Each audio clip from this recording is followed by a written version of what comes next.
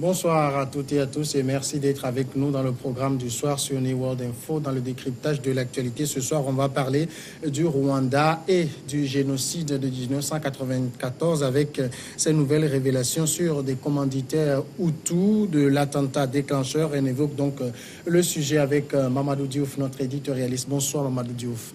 Bonsoir Samuel. Le site d'information Mediapart et Radio France ont publié ce mercredi des extraits d'une note jamais dévoilée des services secrets français qui, selon ces médias, a désigné dès septembre 1994 deux extrémistes hutus rwandais comme les principaux commanditaires de l'attentat déclencheur du génocide au Rwanda. Ce document du renseignement français désigne deux extrémistes du régime, les colonels Théoneste Bagosora, ancien directeur du cabinet du ministre de la Défense, et Laurent Serubuga, ancien chef d'état-major des forces armées rwandaises, comme les principaux commanditaires. Mamadou Diouf, est-ce que ces révélations apportent de nouvelles informations? Avec des noms, on peut dire oui, mais de nouvelles informations en tant que telles, ces notes ne disent pas quelque chose qui n'avait pas été dit à l'époque. Parce qu'il ne faut pas qu'on oublie que cette affaire-là dure depuis 25 ans. Oui. Et durant ces 25 ans, de plus en plus, il y a les documents qui sont déclassifiés, qui permettent d'avoir un peu plus de lumière. Il y a des soldats français qui ont participé à l'opération turquoise à l'époque. Un a écrit, par exemple, un ouvrage, d'autres ont fait des témoignages où la responsabilité de la France en particulier est de plus en plus mis en évidence par des témoins qui ont été envoyés par la France. De la même manière, il y a cette thèse également concernant les extrémistes Hutus, puisque pendant longtemps, on a dit que c'était le camp du président actuel qui était responsable. Ensuite, on est allé vers les extrémistes Hutus en disant que c'est eux qui l'ont fait parce que le président revenait d'une conférence de Tanzanie et ils n'ont pas apprécié l'accord qui avait été signé là-bas. Bon, à chaque fois, ça part à gauche, ça part à droite. Moi, je me dis qu'il faudrait peut-être penser ici à une commission d'enquête internationale qui pourrait être indépendante.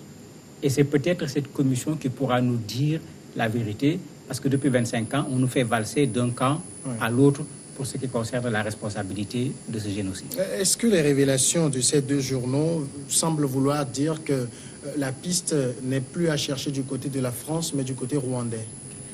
C'était déjà connu. Parce que quand on regarde l'enquête, quand le juge Bruguière, qui était en même temps le juge antiterroriste, avait commencé l'enquête dans les années 2000, lui, il avait accusé directement le FPR, qui était dirigé à l'époque par l'actuel président du Rwanda, Paul Kagame. Et si vous vous rappelez bien, cela s'était traduit par une véritable brouille entre le Rwanda et la France. Chacun même avait repris ses ambassadeurs.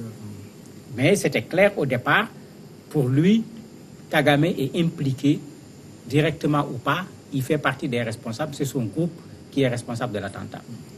Après, le dossier va changer de main, c'est un autre juge qui s'appelle Trévidic qui va prendre le dossier.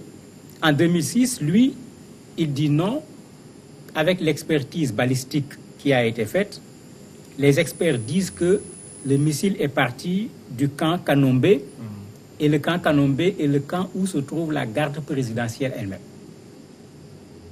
Donc, on change complètement de cap. Au lieu que ce soit les Tutsis rebelles, c'est les Hutus eux-mêmes qui ont organisé l'assassinat du président Habyarimana. On continue en 2018, la même justice française nous dit non-lieu. Donc, vous voyez que c'est une affaire à rebondissement depuis le départ. Est-ce que c'est des rebondissements qui ont un caractère juridique seulement? Ou bien est-ce que c'est des rebondissements qui sont en relation avec la relation entre la France et le Rwanda?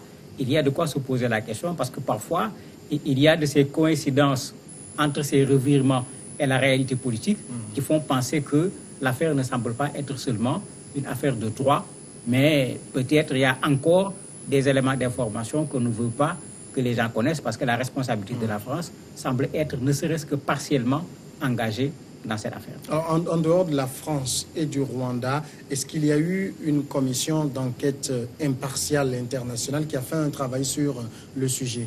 Malheureusement, non. C'est le Rwanda qui a fait son travail parce que le Rwanda également a mis en place une commission qu'on appelle la commission Moussio, qui était le nom de la personne qui dirigeait cette commission, qui a accusé 13 hauts responsables français, dont le président François Mitterrand et 13 militaires français. Mais tout le monde considérait que c'était un peu la réponse à l'accusation du président Kagame. C'est-à-dire une façon de dire aux gens, vous nous poursuivez, nous vous poursuivons. C'est pourquoi je dis, on se demande, est-ce que c'est juste une affaire juridique ou bien est-ce que chacun tient la barbe à la limite de l'autre, de sorte que quand tu remues sa barbe, il remue également ta barbe et puis on essaye d'ajuster pour voir comment on va faire. Et c'est certainement ça qui aurait été l'intérêt de pouvoir mettre en place une commission qui puisse le faire. Et les victimes l'ont demandé. Les familles de l'équipage de l'avion l'ont demandé. Les organisations des droits de l'homme, telles que la FIDH en particulier, également l'a demandé, en disant au moment où la France parlait de non-lieu, il ne faut pas clôturer ce dossier, il faut plutôt laisser les gens continuer. Et eux-mêmes, ils demandaient à ce qu'au lieu qu'on déclassifie quelques dossiers seulement, qu'il y ait une déclassification générale de tout ce qui concerne cette affaire sur le Rwanda, pour que les gens puissent sortir les éléments qu'il faut et dire qu'est-ce qui s'est réellement passé avec la mort du président Habyarimana. Est-ce que du côté rwandais lui-même, avec le pouvoir de Paul Kagame, on facilite les investigations sur cette affaire? Mais bien sûr que non.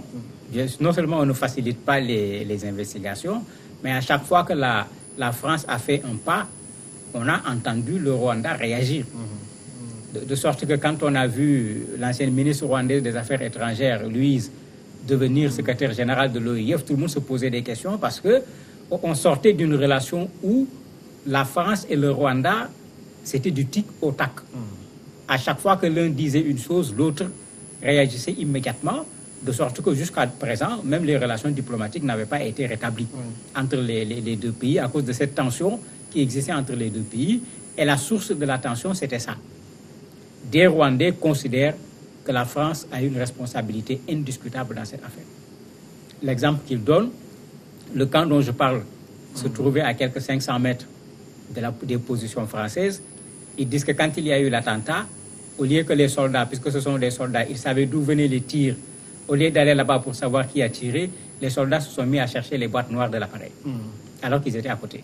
Bon, il y a d'autres massacres également qui ont eu lieu où les gens sont venus interpeller les soldats français. Ils leur ont dit, nous venons, c'était le 27. Ils sont arrivés 3 jours plus tard, alors que les massacres se faisaient à côté. Il y a eu plus de 1000 morts quand ils ne sont pas allés intervenir, alors que c'était ça également leur rôle là-bas, empêcher ces massacres-là.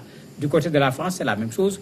La thèse qui dit que c'est plutôt le FPR qui est responsable, c'était ça la thèse privilégiée de la France pendant fort longtemps, d'où la brouille avec le président Kagame, parce que quand on dit c'est FPR, c'est le président Kagame qui était le responsable de cette rébellion Tutsi à l'époque. Alors aujourd'hui, qu'est-ce qu'on cherche réellement? C'est-à-dire qui a commandité l'attentat contre l'avion du président Habyarimana, ou bien quels ont été les autres éléments qui ont concouru à ce massacre-là? En fait, quand on regarde, il y a 2 thèses qui s'affrontent ici. La première thèse, c'est celle que la France a adoptée pendant fort longtemps. C'est Kagame et son groupe, à travers le FPR, qui ont voulu renverser le président Habyarimana et prendre le pouvoir. Et la thèse se justifie par le fait que, immédiatement après avoir tué le président de la République avec l'attentat, on est allé tuer le Premier ministre, un certain nombre de soldats belges. Vous avez un certain nombre d'actes, comme le disent certains rapports, qui avaient une préméditation indiscutable. Ça a été fait l'objet, certains rapports même disent, que ça a fait l'objet d'une préparation minutieuse. Une des thèses, c'est celle-là. L'autre thèse dit non. Les 2 personnes que vous avez citées, Théoneste Bagosora et Laurent Serubouga, qui sont des proches du président Habyarimana, ont été mis à la retraite. Alors qu'ils étaient à 2 pas d'avoir le grade de général et ils voulaient avoir le grade de général. Il semble également qu'ils faisaient partie de la branche radicale des Hutus qui ne voulaient pas entendre parler des Tutsis. Et curieusement, ils étaient même en accord avec la femme du président, Agathe Habyarimana, qui aujourd'hui est réfugiée en France, et ça fait partie de la brouille également avec le Rwanda. Et c'est pourquoi actuellement la note dont on parle les cite en disant que quand on parlait d'extrémistes Hutus, c'est les deux-là qui étaient les têtes de pont de cet extrémisme. Ils étaient également impliqués sur la question de la garde présidentielle dont je parlais tout à l'heure, et on considère que si c'est la garde présidentielle qui l'a fait, c'est ces deux personnes qui ont organisé cet attentat, et c'est eux également qui avaient voulu organiser le massacre au niveau du Rwanda. Mais ces deux thèses qui sont là, comme je dis, il faut certainement une commission indépendante parce qu'on lit des rapports, on lit des éléments. Certains éléments vous envoient vers les FPR, d'autres éléments, les Tutsis, d'autres éléments vous envoient vers les Hutus. Il faudrait bien que quelque chose puisse venir de façon indépendante, départagée, pour qu'on puisse savoir clairement qu'est-ce qui s'est passé, parce que tout de même, il y a eu 800 000 morts. 25 ans après, est-ce que vous pensez qu'on saura la vérité un jour? Ah oui, on saura la vérité un jour. Parce qu'aujourd'hui, il y a la raison d'État, aussi bien du côté du Rwanda que du côté de la France, qui empêche un travail de droit en bonne et due forme. Puisque parmi les documents qui sont en France, il y a des documents qui n'ont pas été déclassifiés. Le Rwanda ne donnera pas toutes ces informations sur cette affaire. Mais plus le temps va passer, comme on l'a vu, c'est des journalistes qui sont allés faire le travail d'investigation et qui sont tombés sur cette note qui avait été déclassifiée mais qui n'avait pas attiré l'attention des gens. Il y a d'autres spécialistes qui sont là sur la question du génocide du Rwanda qui sont en train de faire ce même travail. À coup sûr, même si l'État rwandais et l'État français ne font pas le travail qu'il faut pour qu'on sache la vérité, ceux qui se penchent sur cette question et qui pensent qu'on ne peut pas laisser comme ça 800 000 personnes tuées sans savoir qui sont les responsables, ceux-là aboutiront un jour à la véritable révélation qui dira qui a fait quoi dans cette affaire. Mamadou Diouf, merci d'avoir répondu à nos questions.